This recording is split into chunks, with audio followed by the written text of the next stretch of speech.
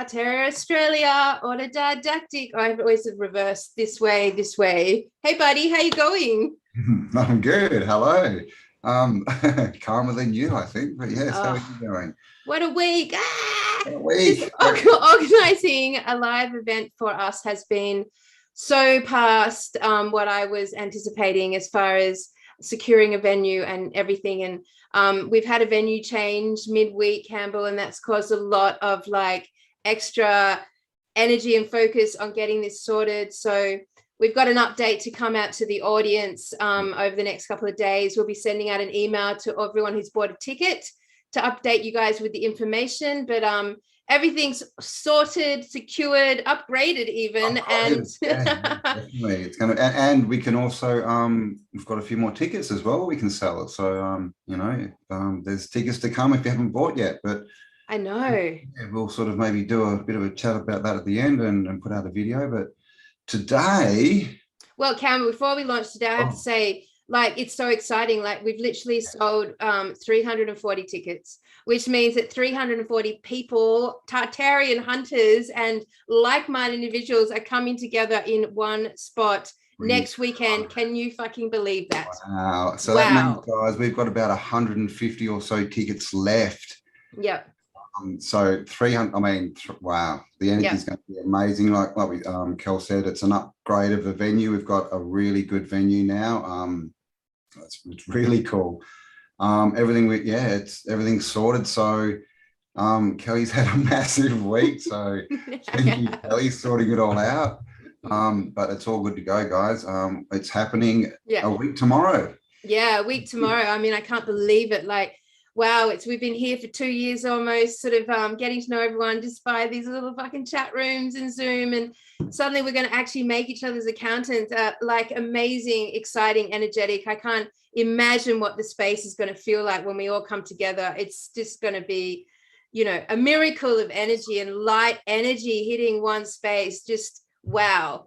I mean, we don't even know what to expect. This is sort of like expect the unexpected, guys. We don't know what's going to happen, but it's going to be phenomenal. And this is the first time ever in Australia's history this sort of events come together around this community and this consciousness. But, even like around the world, this is such a unique event that's happened here. And so, definitely a magic is waking up in Australia. Fuck yes. It is.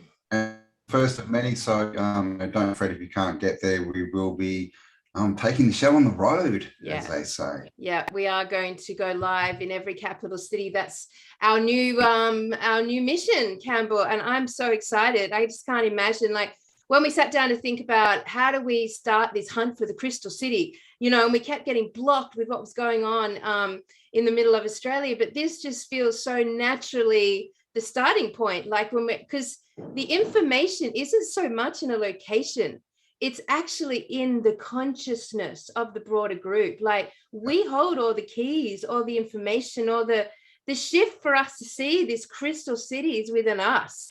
So it's the coming together wherever we are that's going to like enable that shift. And wow. Yeah, it'll be all the collective energy that'll, we've talked about it before, is we need to be on the right vibration, right, to see these crystal cities and to see all this stuff. So that's what these events are going to start kicking off. And Crystal City, it's still happening. It's just very organic, right? We just haven't had the call. It just hasn't been right. But like Kelly said, I think this is the start of it. And as we go around, we're going to build up the energy, raise people up until we're at a point where we've got enough people that can go out and literally manifest or, see, bring it into our vision, this Crystal City. So it's happening. The journey is still going, guys. Yeah. I mean, it's probably old school thinking of ours to actually try to identify a location on a map.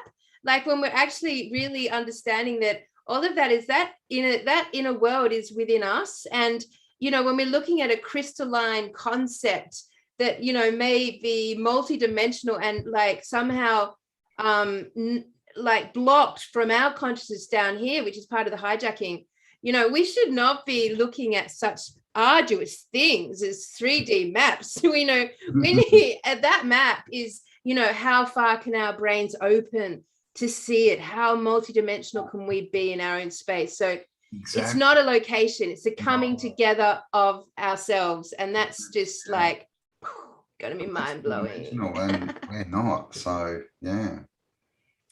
So Cambell, today you were about to launch into it because we've had a new idea and triggered by a little TikTok video that I saw a couple of days ago, which I am going to show in a minute. So we can start by screening that and then like get into it. So I've noticed you've got an astronaut behind you in the ocean there, Cambell. Oh, what is going on there?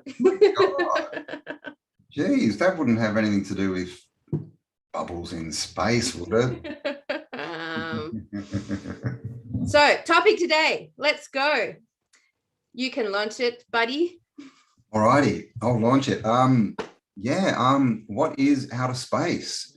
We've all heard water's above, right? And water's below, as above, as below. Yeah. And we've also, a lot of people may have heard of the concept that, the sun and the moon are a projection that may be coming from below us, right? From the center of the earth. So I guess the question we're going to put out there is, where are these planets, these wandering stars? Where are they really? And are people really going to a place that is Mars or the moon or whatever?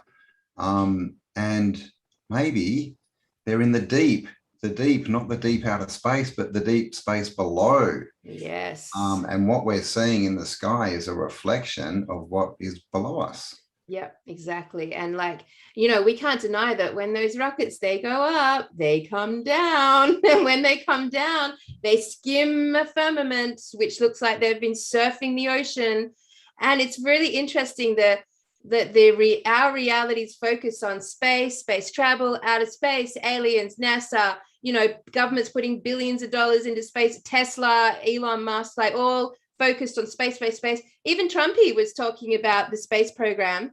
And then there's no attention ever on our oceans, ever. Like the most mass unexplored land mass on this plane, in this realm, never gets mentioned. In fact, no one grows up anymore and says, I want to be a sea explorer or an underwater explorer or a pirate on the waters again. This concept of that whole like, don't look at the water. And then here we got with all the recent Q analogies of like, watch the water. Such a theme lately. And I mean, they tell us, right? They tell us that 70% of the planet or the realm or whatever is water. And they tell us, that Mariana's Trench is the deepest place and the oceans are the most unexplored places. Why is that?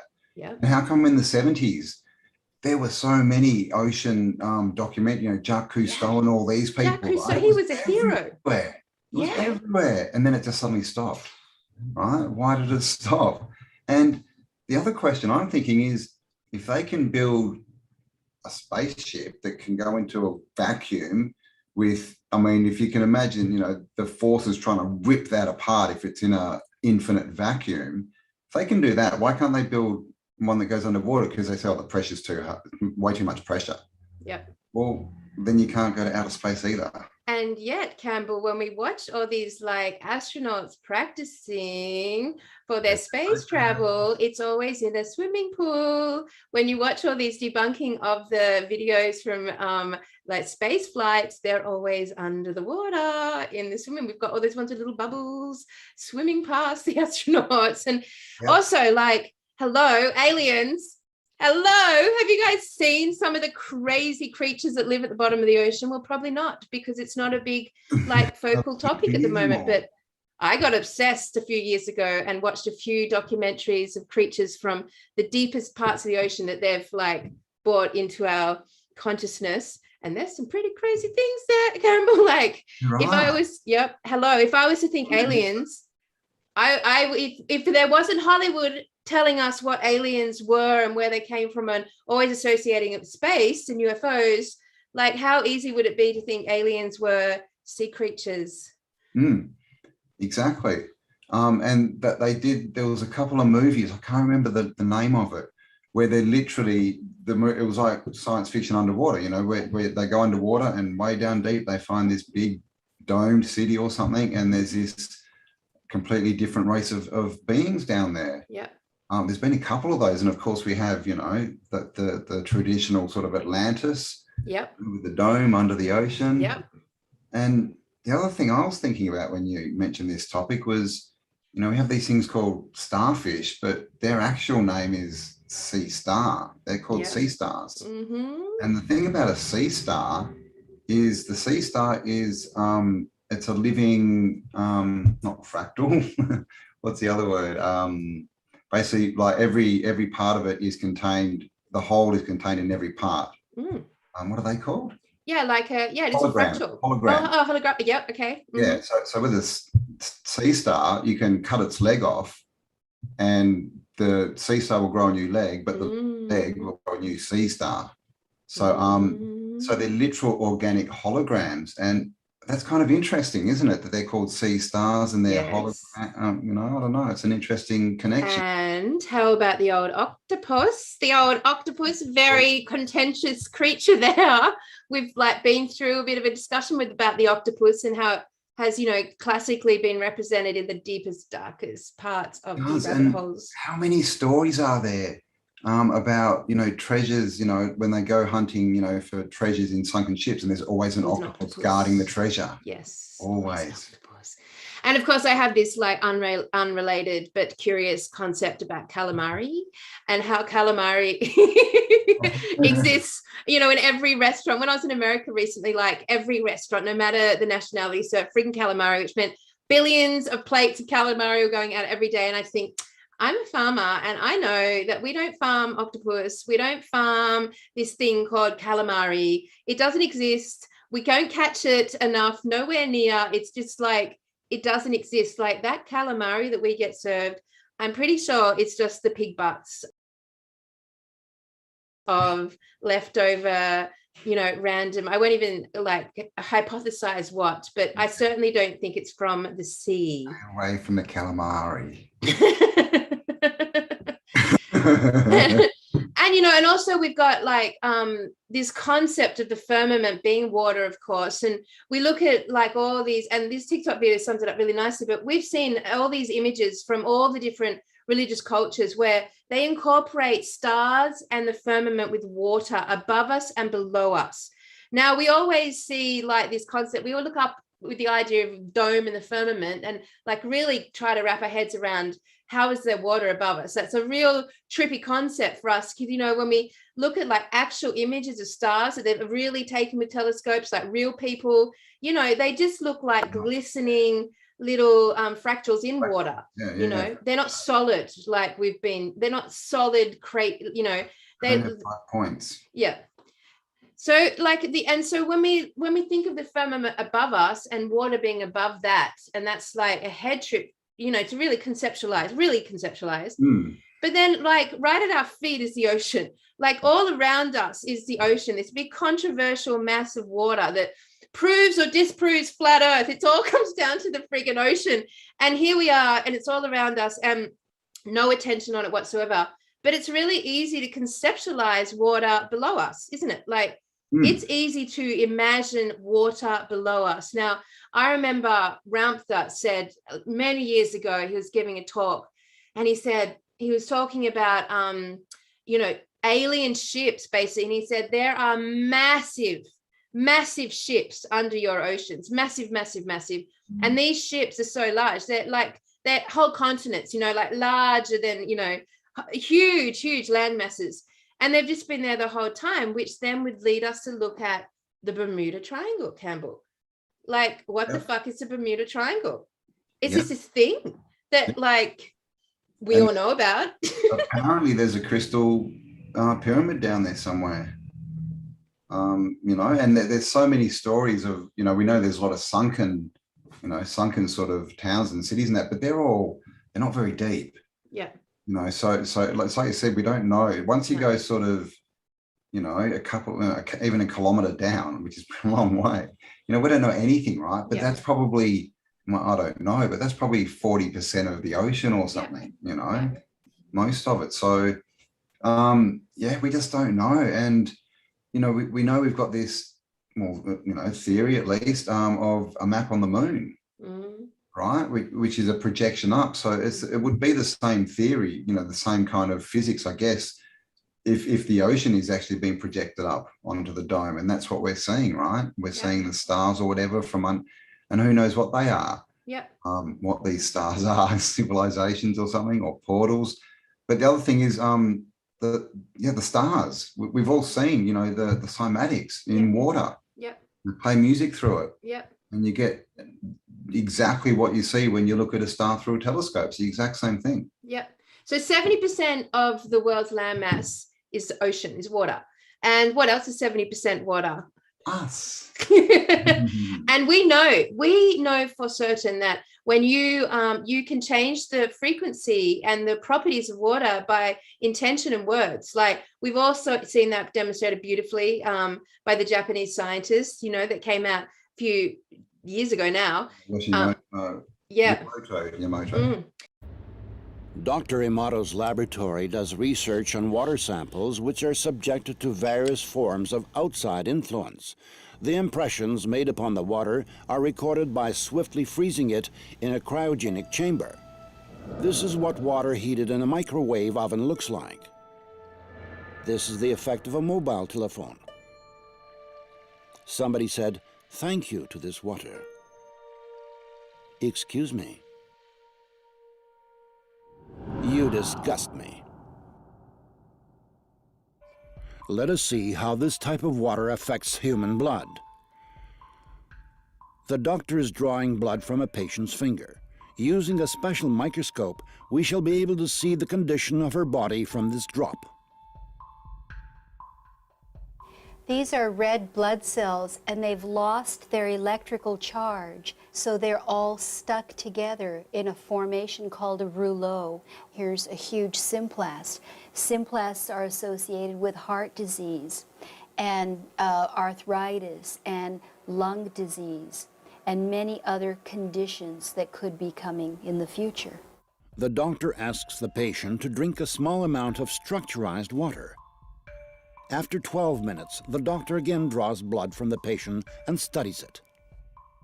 So you can see that the cells then become buoyant, they become slippery, and they have their electrical charge, so they repel each other. That allows them to carry oxygen, and it means that we're changing the pH of the blood back to an aerobic environment rather than an anaerobic environment. I think that's utterly amazing. That just drinking water could do that. In 1995, Dr. Emoto Masaru was the first one to record musical impressions on water. In Dr. Emoto Masaru's laboratory, they allowed water to listen to music, after which they flash froze the water, and then, under the microscope, they could clearly see the crystals that the water had formed. Here is what the music of Bach looks like.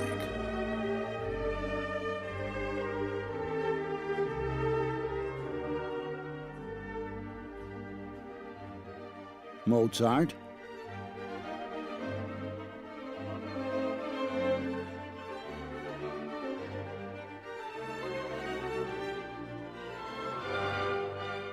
Beethoven.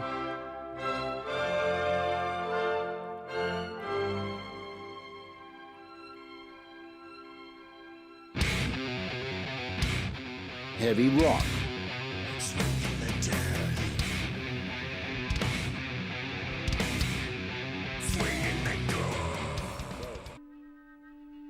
Dr. Emoto has conducted another interesting experiment. He placed rice into 3 glass beakers and covered it with water. And then every day for a month, he said, "Thank you" to one beaker. "You're an idiot" to the second. And the third one, he completely ignored.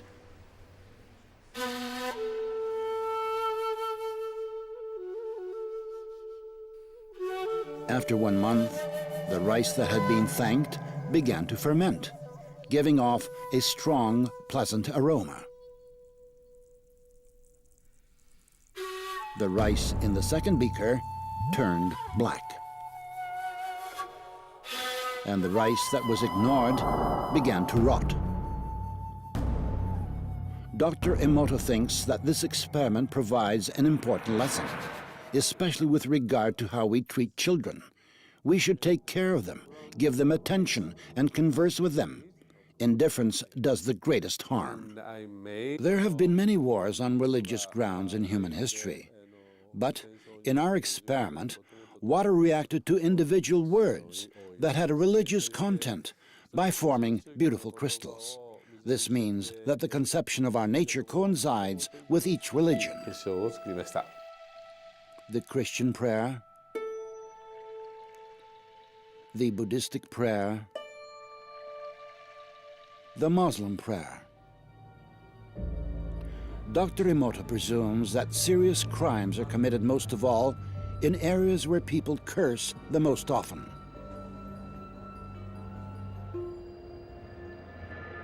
Idiot. I hate you. Laboratory containers of water were inscribed with hieroglyphs denoting words and the names of well-known people. Love, hope, soul, Mother Teresa, Hitler. Emoto Masaru's numerous experiments aimed at finding the word that cleanses water most powerfully have shown that it is not just one word, but a combination of two. Love and gratitude.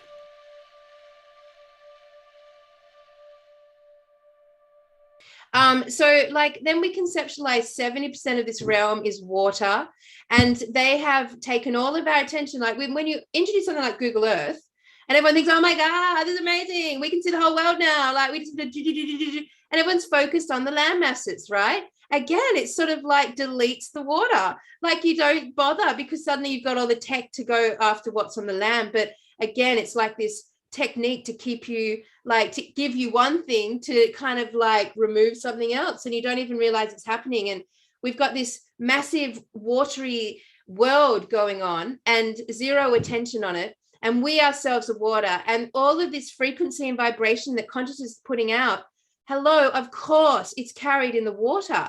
If 70% of this realm that has essentially been technically hijacked, then it's the water that's carrying that consciousness. It's the water that's spreading. It's the water that, you know, with the rain cycle and the water cycle, that is what we're drinking. That's how we're producing our food and our crops. It's all recycling up and down through the oceans and the rain and the water.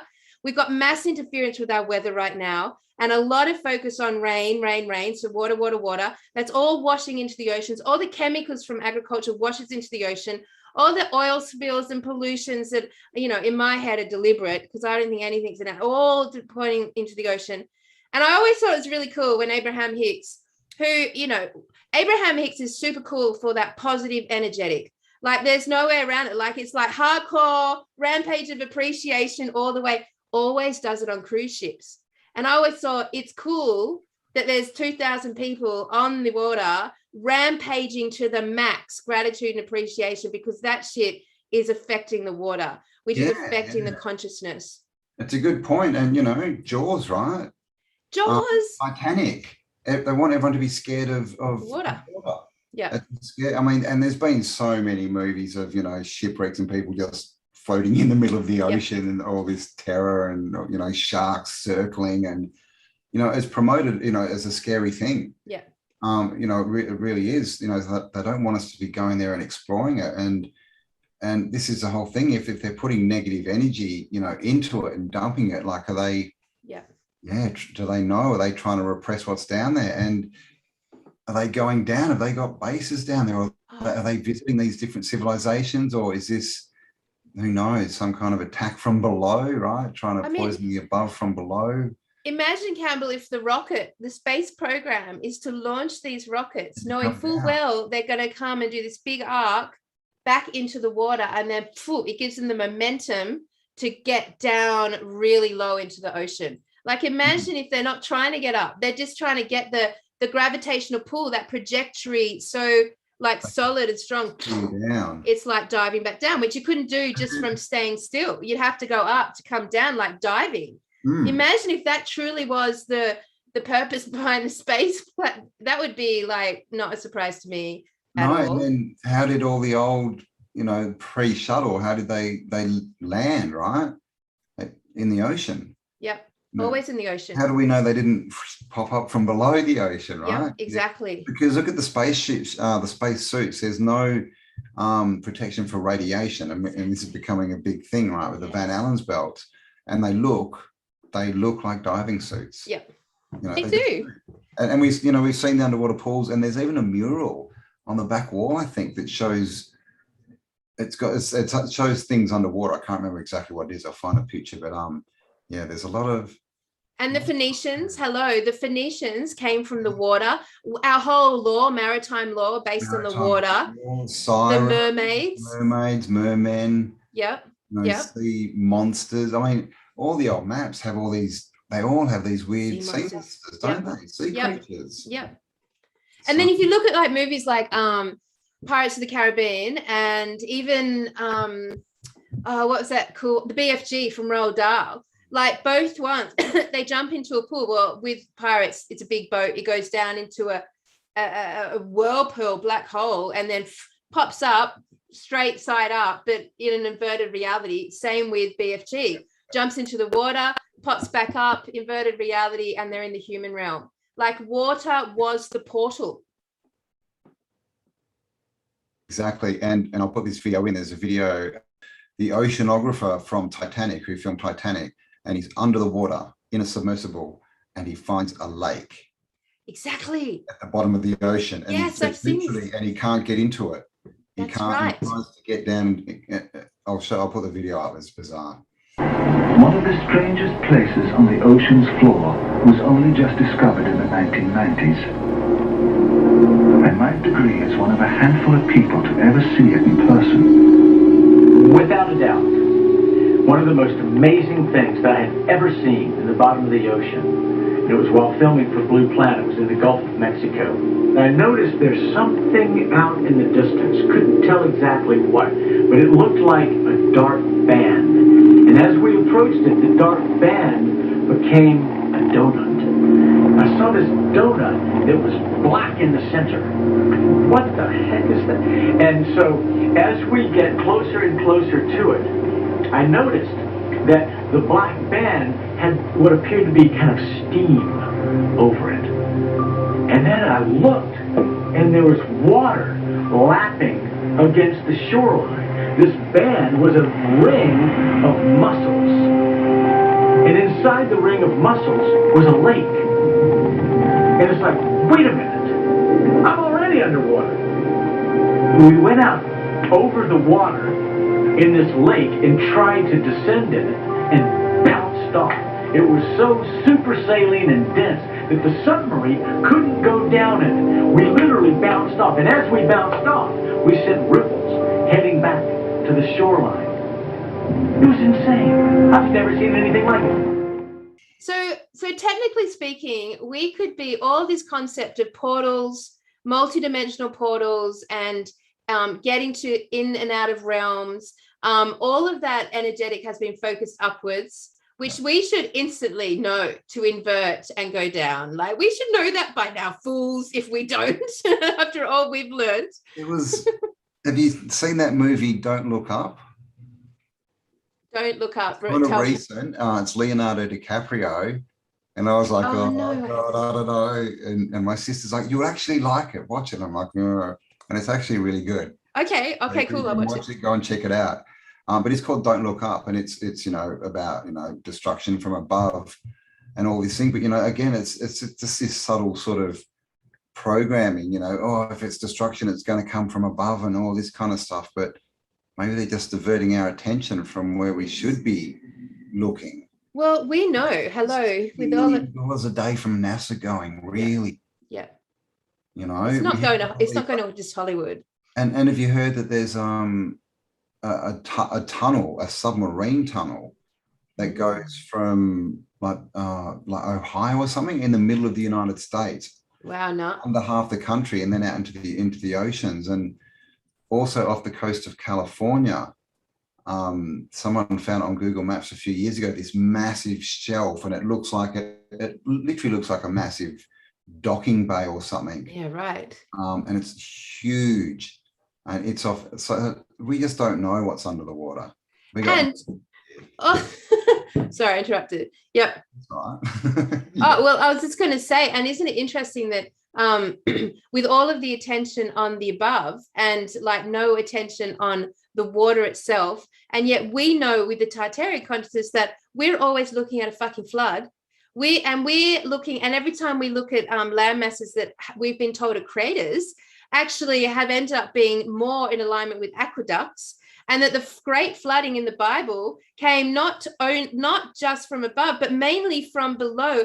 And if you look at the movie Noah that they brought out recently with Russell Crowe, the flooding came from under the ground and up. It was huge, massive torrents of water coming up. Like the water is that's always affecting the surface, us, is coming from below and up, less than down onto us. And so the evidence, I mean, everything, we could like cross-reference Tartaria with the idea now of space actually being water, the ocean. The space is actually the ocean. I mean, it kind of makes sense, isn't it? The vastness of space, the vastness of the ocean. I mean, they're both unexplored territory, both full of stars. And, you know, we just get this concept of, you know, domed cities under the ocean, don't we? You know, especially with, you know, Aquaman, but it's been around for a while under ocean civilizations, and even with the like the Chimera, there's, you know, all the mermen and these half fish people and stuff. And I mean, and ultimately, even if you want to get back to Darwinism, they say we all came from the ocean, don't they? Really, that's what they want us to believe. Yeah. I mean, it's not like it's not counteracting like that there's other broader realms on the surface, that there's a much broader map with broader realms on the surface, and that there's entities that live in those broader land masses, and they're potentially multidimensional. They're not from our, you know, firmament, our realm. But like we've never really like gone into, is there access point? Is the way to travel through, is it the ocean? Is it through the water and going through the ocean? It makes so much more sense than trying to pierce the firmament, trying to go up to the firmament, trying to, you know, when the whole like, and then if like we should align this with a conversation around light and dark as well, like the energetic of light and dark, because, you know, we see space and stars and lack of light, and then we see the ocean, which also potentially appears to have a lack of light. But we've never really looked at it, have we? We've never really gone in and had a look fully at if the ocean was purely space.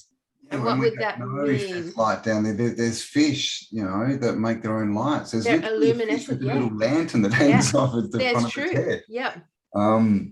You know, so, you know, this is the thing, you know, and we know plants, you know, so if that can happen once, I mean, then why wouldn't all the dark areas just be glow with light? You know, what is it called?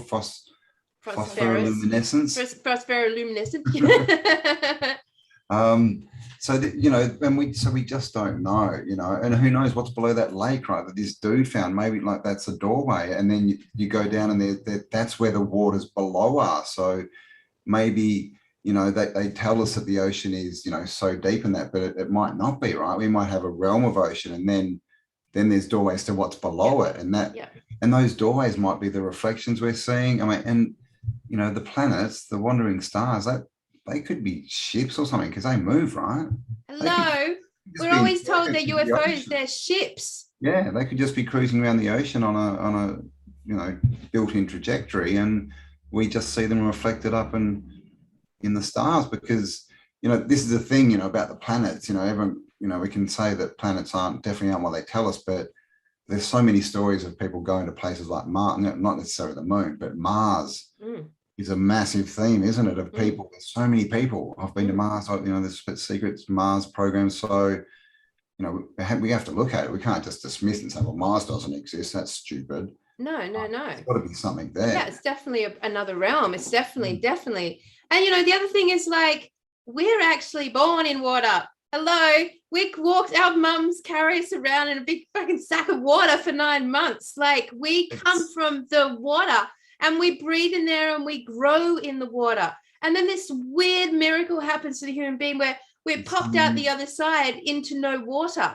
And, like, that's a trip.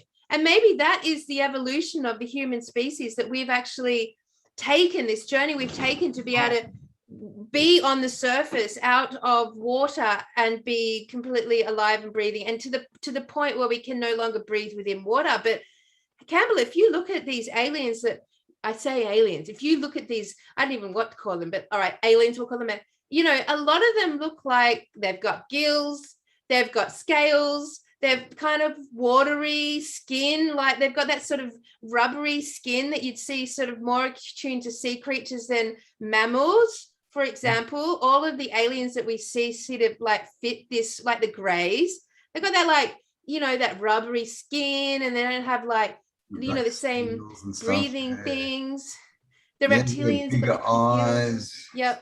Things like that. Sensitive to the light, you know, sensitive to what would be on the surface. And, you know, they have to do all this work to sort of hijack our astral bodies, almost our chakra points, to, like, sort of puppet through us to be on the surface. But they don't feel like they're naturally creatures of the surface, way more attuned to. Like anatomically. Yeah. None of them look strong. Like, I mean, those greys, they don't look like they could hold themselves up. No. You know, and that's what you would get in the water, because you don't need, you know, the muscles to hold, you're not holding your weight up. You know, so that there's so many things. And also, you know, there's stories of, you know, obviously 1940s and the people that were around in Germany and New Schwaberland. And there's stories that I've seen the maps, there's maps of tunnels going out past Antarctica, right? Past under somewhere. So yeah, is that where the main civilization is, or is that the main travel land? And then, because, you know, taking, you know, the first breath is, you know, it's a big thing, right? Yep. When you take your first breath, you're not a human. You can't have a life, at least in the dry up here. Yeah. Is that it? Is there all these domes, and you know, you go around underneath and you can pop up in one and have your experience there and take your first breath into, you know, it could be the reverse of what we're thinking. Because they've actually made liquid that you can breathe. That there's liquid that you can breathe. You literally, like, you can, like, eat it almost. Yeah, you've got to fill your lungs with it. Yeah. But it's just, and they were doing it, I think they were saying, for deep sea diving because of the pressures and stuff. You know, so we can breathe liquid. You know, we don't know what the liquid in the waters below are, you know, necessarily, do we? So we just, it's very, and they also tend to be telepathic, don't they, all these aliens? Yeah. You can't similar to sea creatures, hello, dolphins and whales. Exactly. And actually, what's more coveted than like the most coveted space in our realm is Antarctica, hello, which is this frozen water, and this ocean. Like, you can't fucking, honestly, I've been watching video after video where people fishing, they're just like testing it, they're going out to do some fishing, and then there's this huge, like, crew, like, you know, army, navy ship, you're in protected, you know, water space, turn back. Like, there is a massive ring around the human being that prevents us from moving freely into the oceans. It's crazy. And when you think about it, that's 70% of our realm. Yeah. You know, and it's up and down, so it's even more than that. But it's true. Like, you know, there's water police and stuff everywhere. You can't. There's so many laws, and everything has to be registered. And you know, they don't even want you going kayaking anymore. You know, unless you've filled out their forms and crap. Yeah. But what rules us is Admiralty law, maritime law of the sea. You know, you got to go in all the docks. We all need something to pass ports, right? We've got to be able to pass their port. Yeah. And we can't travel. Ports, yeah. Yeah, so it's a very watery world. Everything is definitely water-based. So it's, you know, this is the thing. you know, has anyone ever seen that, like an alien movie where we get invaded from below? Well, look, I have to tell you of a cool dream that I had, Oh, yeah. like, which relates, right? So this is about 2017, and I had this dream, and I was like, and we were being invaded. There was these things coming down from the sky, and they look like giant televisions. That's what they look like in my dream, the back of giant televisions. And I was so like, oh my God, we're being invaded. And I ran up to this like high-rise building in my dream, and it was like being on the Gold Coast or somewhere. And I like got to the top, and I could see 360 degrees around me was the ocean. And these things were landing in the ocean. And where they land, this iridescent like blue color came up from the ocean, similar to the color behind us. And where that happened, like kind of like a jellyfish would create this like really vibrant, bright blue. And then where that happened, everywhere, for as far as I could see, these towers of dolphins appeared, like 20 dolphins wide and infinite dolphins on top of each other to the sky. And there were towers everywhere, like thousands of these towers of dolphins. And I was blown away because I'd never seen a visual like this. I've never since seen a visual like it's one of those dreams where I really remember it. And I called it the Dolphin Tower dream. And then like 6 months after that, I ended up discovering the flat earth, right? So I was just like, someone gave me this, I think I've told you this story. Someone gave me this documentary. They're like, check this out. And I'm like, oh, flat earth, all right, cool. Historical documentary, no worries. So I was pretty like, it's around 2016. Yeah, I reckon it's 2016, just into 2017. And then I watched it and I was, yeah, fucked. I can't believe this. You know, 3 hours later, I'm like totally convinced. And I was like, of course, but I got so pissed off with God. I was like, I cannot believe I have served you my whole life. And it takes till now that I didn't even know the shape of the planet that I'm on. I couldn't believe it. I was so mad. First time ever I've ever felt mad at God, right? So I went out into the bush by myself. And I was just like, oh, and I screamed my head off for like honestly, I had no voice, just screaming at God, just so pissed off. I couldn't believe it. I felt like it's forsaken us. How dare he keep us in such ignorance? What hope did we have if we didn't even know this? Like how far does the lies go? You know, like coming from an avid truth seeker of 20 years, I was just like, God, WTF, God damn you. And then and so until I literally had no voice, and then instantly, literally 20 meters from me, like beside me, out of nowhere, this lightning strike, bang, hits the ground. Never experienced anything like it. It was literally like God had taken those two things from the ambulance, gone on my chest, like, you know, those things, those electrical, and every cell in my body just went, it was like it had exploded, and the sound wall, and it just like was so high impact on my system. I actually felt like I'd just been electrocuted, and then I thought, oh my God, I've just been reset. That's what I felt like, reset. And then everything went silent. It took me about 30 minutes for every cell to stop vibrating. And then this little tiny voice leaned in and went, it's a hologram. It's a hologram. And I was like, well, okay, I kind of know this, you know, I've looked at holographic universe, but I hadn't like known it. I hadn't like integrated it, you know. And so then I immediately I get onto my phone to buy a book on the holographic universe. And then I find this book that says the holographic universe of dolphins, with this like daggy hand draw cover. And I was like, never would have bought that book before. And I was like, that's the book for me. So I buy this book. It arrives like a week later, but here's where it gets trippy. Have I told you this story? I don't think you've gone this far before. No. Yeah. It just feels like it relates to our topic today. Yeah. So this book arrives.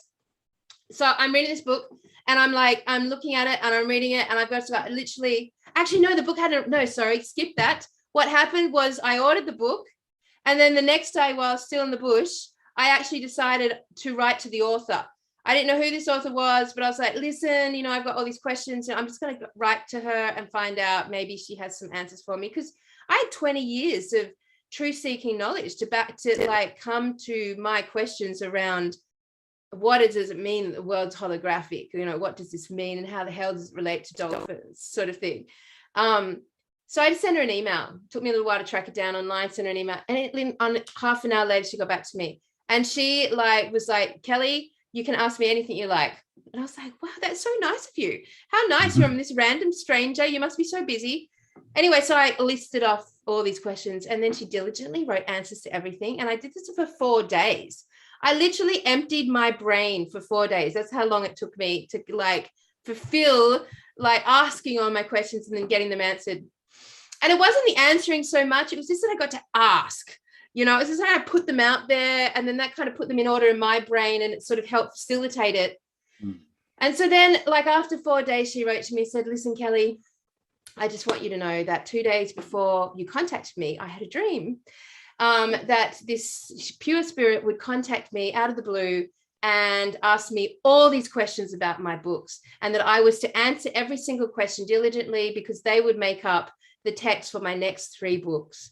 That was the dream she had. So like our meeting was predestined in that, like she already knew that I was coming. So that's why she was so like, I'll take all this time and answer all your questions.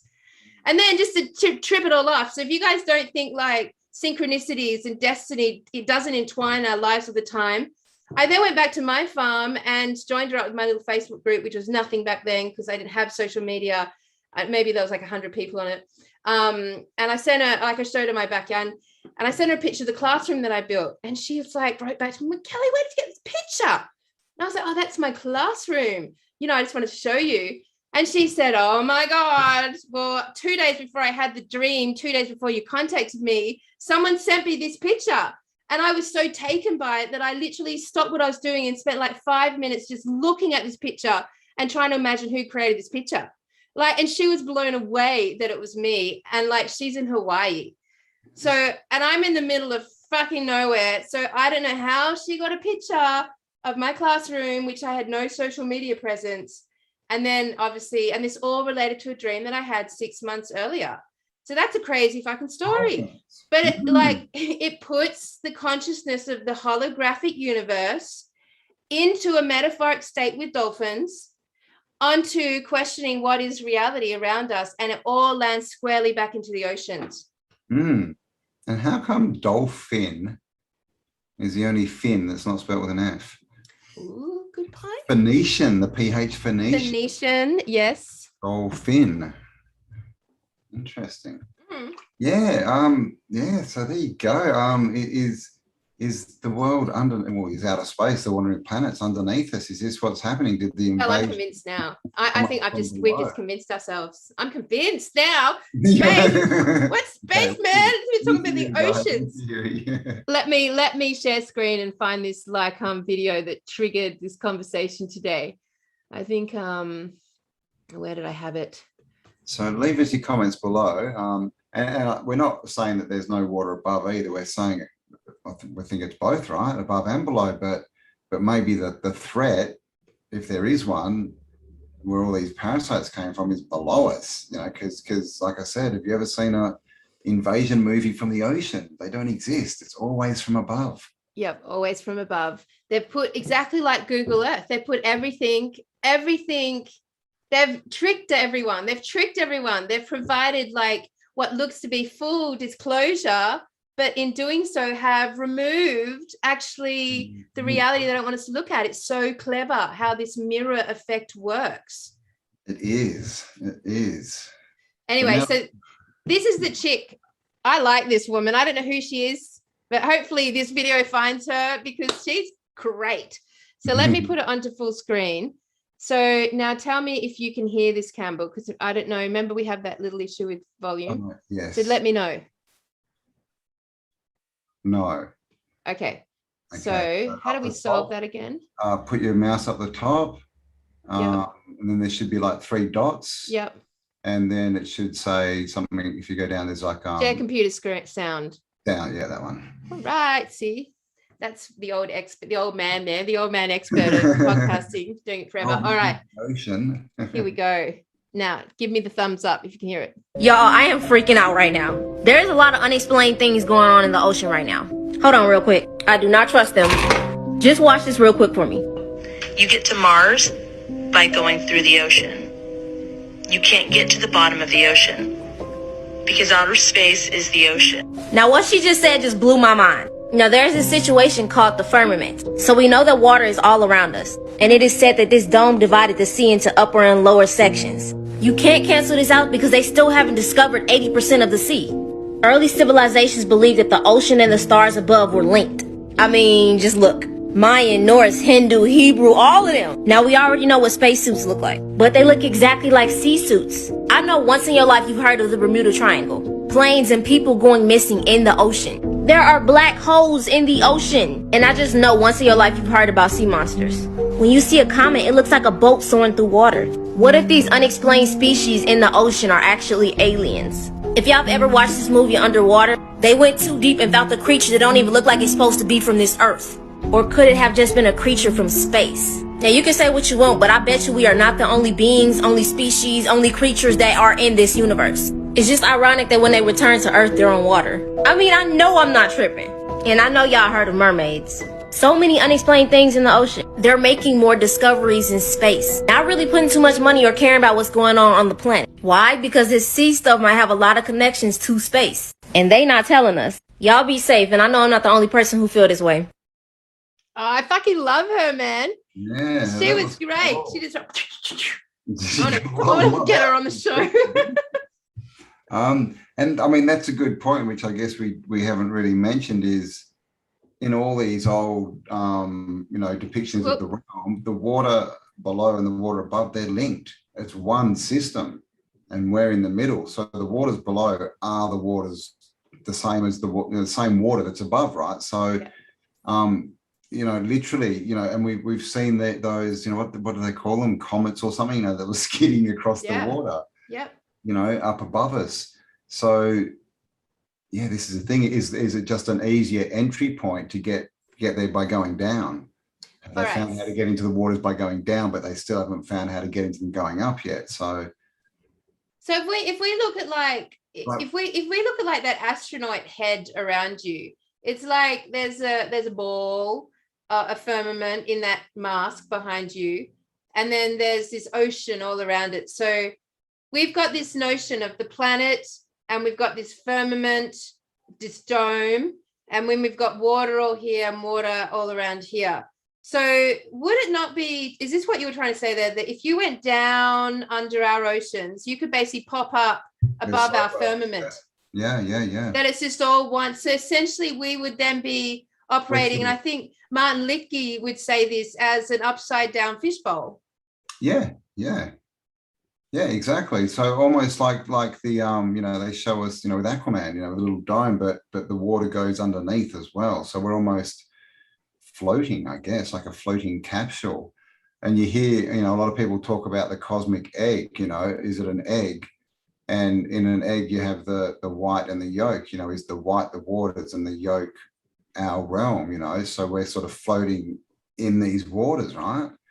And so all around us, up, down, sideways, that's all outer space, which is water. So outer ocean. It's all outer ocean. Outer ocean. Outer ocean. It's all outer ocean. It's a new word. That should be my new t-shirt, outer ocean. We could see. So then if we look at sort of like, go back to the two sun theory, and that potentially they've removed a sun source, a light source, and that we did have two suns, like, would it be possible that they managed to drag it down through the water and place it somewhere else? Like, because we have been taught that all the stars are old suns. Yeah. I mean, like, is it conceptual that they could just like fish for suns, go fishing for suns, just like, like catch a sun and then drag it down and then put it somewhere and it pops up somewhere else? I mean, that's the story of the moon. Like in heaps of ancient cultures, they say that the moon was rolled across the sky, or it was dragged, or it was an egg. But I mean, there could be bigger cycles that we don't know about. If we're floating, there could be 4 suns, and they could be moving in their cycles around us, so that when they're below us, we don't see them, right? We only see them when they're above. And that's, so, and the sun's just gone from yellow to white. So maybe there's been, we don't know, right? Or maybe it's a difference in, maybe, that, is it a projection? Is the sun a physical thing or a projection? This is the other thing that we don't know. And like water, you know, we've only got sort of like one version of water. Like we see water as what our water in the oceans, or our rainwater. We have a water of massive density. That water can turn into steam. It can turn into a much lighter form, an atmospheric form, or it could turn into a much solid form with ice. So we know that the water we're used to changes forms. But the vast majority of water we have is, you know, what we take from our ocean water. But, you know, that's just like our conception within this little fishbowl of what water is. Like it could be, I mean, the ether is we know with the Tartarian stuff, all connected to living waters, or the fountains, or the water sources, everything, water. They use water. Yep. We know water holds information. Like literally, well, Dr. Emoto again, you know, all that kind of stuff. And we're told about the ether, right? And the Akashic records. It's all, well, I'd say above us, but is that the waters, right? Is it just holding all the information? Is that, you know, source, you know, like where we return to, and then, you know, we're back we remember everything, right? Because it's the information. Like the greater womb, like the womb that we came from. We are the micro version of that womb as little babies in the womb. Like our mothers are carrying us in a vessel that is watery. Like, you know, is the earth realm and all realms just like being held in a womb by the mother, within the water source. Like, you know, you could really draw this narrative. Sorcery, like there's, you know, yeah. And, you know, there's so many water, you know, current, all this kind of stuff. Yeah. I mean, so, yeah, I mean, water's definitely not what they're telling us. And it's also, you know, I was thinking when you were saying solid, liquid. Atmospheric. Gas. Yeah, gas. But, you know, water's the only sort of element that we see in 3 states naturally. And the Trinity's 3, right? No, this 3, you know, 3 is a big number. Perfect, of course. And then the holy waters, and then baptism in water, and then christenings in water. And that we like get reborn. That's what they do. Dunk you in water. Reborn you. And also, you know, like pretty much most illnesses and issues with the human being it's basically 90% chronic dehydration. Like it, you know, most of us who have any issues whatsoever, aches, pains, all these ascension symptoms everyone talks about, you know, all of it comes down to being dehydrated, and chronically so now, because, you know, they've poisoned they've made a big intention to poison all the water and all your drinking sources, and you have to go to a really big effort these days to find good water to drink. Like it's not available to a big majority of the human race. Like they focused in on poisoning the water source before they did anything else. Before they did the food chain, they went to the water. If you think of it as information, and that's what they're doing, right? They're polluting the information that we're receiving. We're not getting the right messages, so we get lost. We don't know where we are. I mean, so that would make sense. And, you know, water is the only thing that we can't live without, right? We can, you know, live without food and all the other stuff, but water, I mean, what is it? 3 days or something, or I don't know, not long. You wouldn't last longer than a week, you know. Water. You need water. You can last for, you know, a year without food, but with water, you know, days go by and you'd be really suffering. So it's really interesting, because the problem with our environment now, if you put it down to what's been happening in the environment, and with the regen ag stuff, you know, it all comes down to soil that can't hold water. That's what it comes down to. Soil that's been like chemically toxified and depleted by industrial farming can't hold water. It acts like cement. So it like water just like hits it and runs off. So you get flooding, hits it and runs off. So you lose all your topsoil. Like it doesn't go down. It doesn't act like a sponge. And that's all been by design. And it's the same with our bodies. Like we have got all these toxic blocks now that don't allow us to take in hydration, to take in natural water, and very hard to even find water that hasn't got, you know, deliberate toxins in it to begin with. Well, I mean, they even do, you know, the stuff in the sky, don't they? Which no doubt affects the clouds and the rainwater as well. And this, the thing is, you know, most people, when they think they're hungry, they're actually thirsty. You know? It's dehydration. And so because people can't hydrate properly and can't absorb the water, that, you know, that get this, health and obesity epidemic that's going on. Yeah. Because people are literally dehydrating when they're full of water. It's bizarre. And that's why when you look at sort of people who do a lot of work in chronic illness or healing chronic illness, or alongside a lot of spiritual work, the best solution is always water fasting. It's always like just saturate your system in water for as long as you can. Like that is the quickest, speediest way.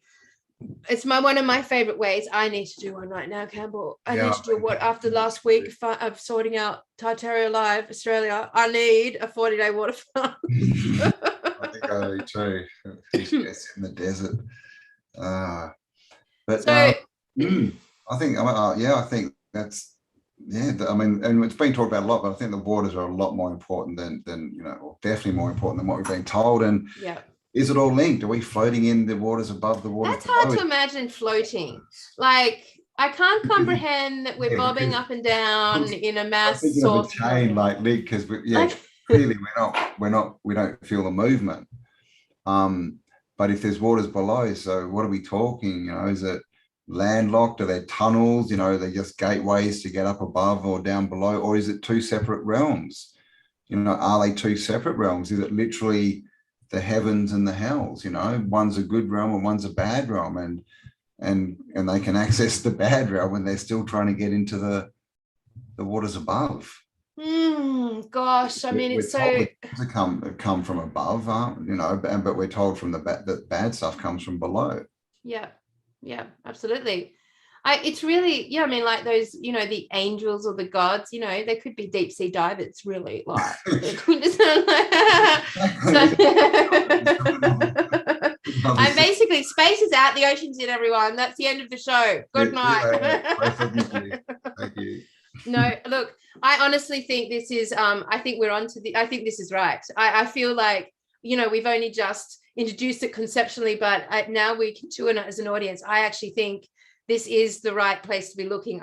We know that space is nothing apart from a Hollywood projection. We know this. We, well, at least our theories have led us to that. We know all about the fuzzy haze. When you ask anyone about the oceans, it's like, oh yeah, the oceans, I know nothing about it. Like, I know nothing there. It's just there. It's the beach. That's what I know about the oceans. The immeasurably small border of the ocean is all we know. Yeah, it's all we know. And if you go on a cruise ship and you're faced with the ocean, like, that's like a very narrow pathway through that you're allowed to go through.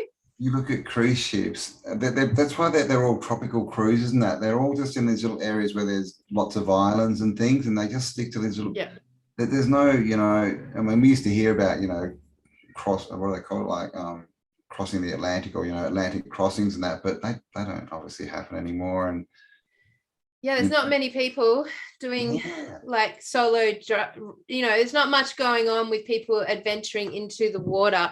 And of course, we get very traumatized by, we're kept in check by the idea of fucking Jaws and perfect storms. Jaws and big, massive waves of water that are going to destroy anything that goes in there. I mean, I'm scared of water. Like, if I go into the ocean and I'm like, that, like, idea of we know what's below you. We're still exactly. You just don't know. Rivers are even worse when you can't. They're brown, and you're like, oh my god, what's down there? Yeah. They've done the snake. They've done rivers as well. They've done the big snakes in the rivers and all this kind of stuff. So they don't want us exploring it. They just don't. Big psychological push by Hollywood to scare us out of the water. Big. So if we sat there and like went through a list of every film and movie and everything that gave us psychological trauma and fear of the ocean, like, it'd be pretty friggin' long. Yeah. It would. And I was just thinking of JCK's favorite song, Holy Diver. Oh, that's right. Yeah. Holy Diver. Yeah. That's true. Yeah. She would have a lot to say about this topic. Holy Diver sounds like an angel, right? Yeah. Holy Diver. Yeah. Is that people coming down to our realm? I mean, but yeah, I agree. We've got to be fixed. We can't be floating. To that. No, well, I mean, unless we don't understand what the water that we're floating in. So well, we've been, sorry. They show a stump at the bottom a lot, don't they? You know, like it's like a tree and we're sort of in the middle of it, held sort of steady. So who knows? Well, we have been given 3 versions of water that we know about. But then we also know about the ethers and these other like versions of electricity or energy or life-giving force or source. And conceptually, our idea of what water is very limited now. And there's just infinite more versions and like, you know, configurations of what water as a source could actually present itself as. Like it is, we do know for certain that water will change its crystalline structure just with a thought. We know for certain that water is the most malleable thing we have in this realm. Like instantly it can change, grow, it completely, sound, intention, words, all of it impacts water. Everything, every single thing impacts water. Bruce Lee, be like water. Yeah. Take any form. It can, what does he say? It can be soft, you can dive in and swim, or it can crash and destroy things. But that's right. But it's everything, you know, it's such a malleable thing. It holds information, it holds light, it reacts, as far as we know, to emotions and things, to energy. It's so source, if we say source is water, and that space is the ocean, and that to get into the broader firmament, you're going down through our oceans and out, then we can also say that water can hold all potential and all possibility, which means it could be constructed in any imaginable way. Like as long as it's imagined, it can become, like that is its brilliance. And we don't ever think about water in these terms. We've got really set ideas about water in the way we talk about it and think about it. Drinking water, ocean water, rainwater, you know, like, you know, water, steam, ice. That's it. That's how we communicate about water. But actually, if we look at water as being the whole source, the source code, the grand organized design is actually in the form of water or a version of it, it makes total sense. Like we don't necessarily have to be floating or bobbing to be immersed in water. We don't necessarily have to be immersed in the same version of water that we see with our eyes in the ocean. It could be like cloud. It could be, I mean, denser, could be lighter, could be, you know, if it's in a different atmosphere, different space, it could act differently. But it seems to have all the you know, the characteristics that we're told, you know, the heavens have, you know, really, when you think about it, doesn't it? Yeah. You know, and so is that where we're coming from and returning to? Yeah. And I think the Atlantis, I just keep thinking of that Atlantis dome. Like it's such a picture that most people have in their mind, don't they? Yeah. But of course they tell us it's fantasy when it's not. And that they've got us thinking about water as purely physical, because we're all told water, 3 states, you know.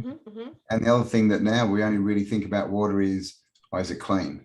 Is it bottled water, or is it crap, or is it chemically? You know, we don't think what's because I think this is the thing. I think polluting water is changing the information in it. For sure. And that's what illness is. We're getting information into our body, and it's going, what the fuck do I do with this?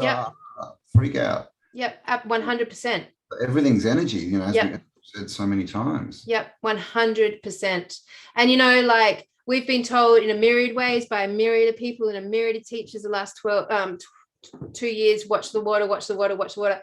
We are, as a community, getting very close to the truth of our existence. It is predestined this way because we're sitting here asking the questions and therefore allowing and enabling the answers. And if it brings us all back to the water, and it brings us all back to what we are made up of and what this realm is made up of and what all of life is made up of, where we came from in our mother's wounds, that it all comes back to the water, then for sure space is the water, and the water is like the vessel out of here, like the great rebirthing into the new realm, the great rebirthing into the new dimension. The ascension process is actually the descension down and out of the realm. Something is blocking those that have hijacked us to get out of the realm. Somehow they are being blocked. That's a whole other thing we have to think about.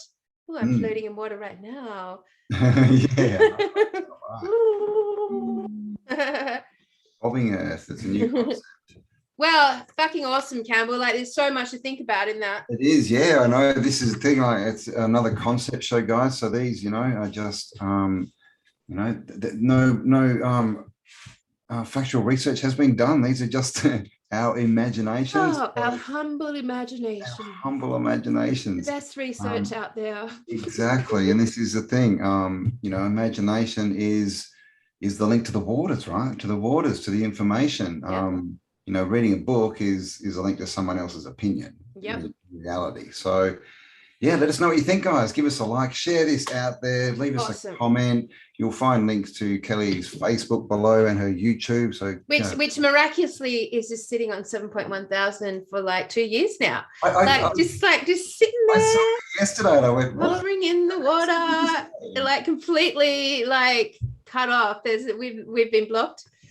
But whatever, there's like, I probably reckon there's 17,000 people on that Facebook page, but whatever. I just don't know. Like, I don't use Facebook. I can't. Now I post and I get nothing. No one sees it when I post. No, so you get nothing, man. You get nothing. Be there. So just to recap, everyone, we can't wait to meet you on Saturday. Oh my God, we're so excited. Campbell down, JC will be joining us.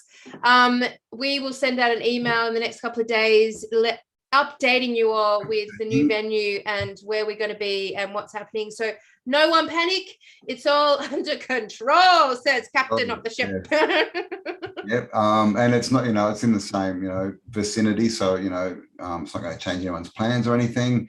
But it will change though, Campbell. One thing I don't know how to fix this one, but obviously when we promoted the first venue, I put up also a link to parking, and some of you may have actually purchased parking, and I'm really sorry about that. But the cool thing is you are still able to park there and just catch the tram to the new venue.